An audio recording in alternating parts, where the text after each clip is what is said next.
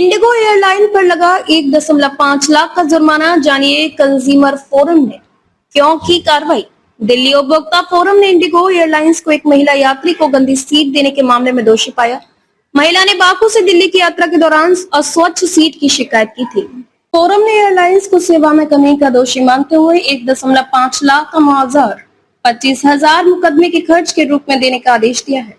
दरअसल नई दिल्ली जिला उपभोक्ता विवाद निवारण पिंकी नाम की महिला की ओर से दर्ज की गई शिकायत पर सुनवाई कर रहा था, जिसमें आरोप लगाया गया कि इस साल 2 जनवरी को जब वह बाकू से नई दिल्ली की यात्रा कर रही थी तो उसे अस्वच्छ, गंदगी और दागदार सीट दी गई। पिंकी ने भी आरोप लगाया कि इसको लेकर जब शिकायत की गई तो इसे खारिज कर दिया गया और असंवेदनशील तरीके से लिया गया। महिला के दावे का खंडन करते हुए एयरलाइंस ने कहा कि उसने पिंकी की समस्या का संज्ञान लिया और उन्हें एक अलग सीट दी। इसके बाद उन्होंने अपनी इच्छा से यात्रा की ओर नई दिल्ली तक अपनी यात्रा पूरी की।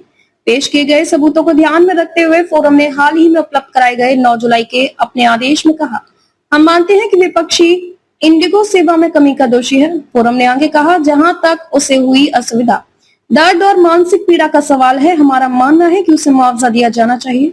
हम विपक्षी को उसे हुई मानसिक पीड़ा, शारीरिक पीड़ा और उत्पीड़न के लिए 1.5 लाख रुपए का मुआवजा देने का निर्देश देते हैं। इसके साथ ही मुकदमे के खर्च के रूप में 25,000 रुपए का भुगतान करने का भी निर्देश दिया गया। अपने आदेश में फोरम ने कहा कि airlines situation data display (SDD) report पेश करने में विफल रही, जो मानक विमानन प्रोटोकॉल के अनुसार उसके अतिरिक्त परिचालन रिकॉर्ड का हिस्सा है।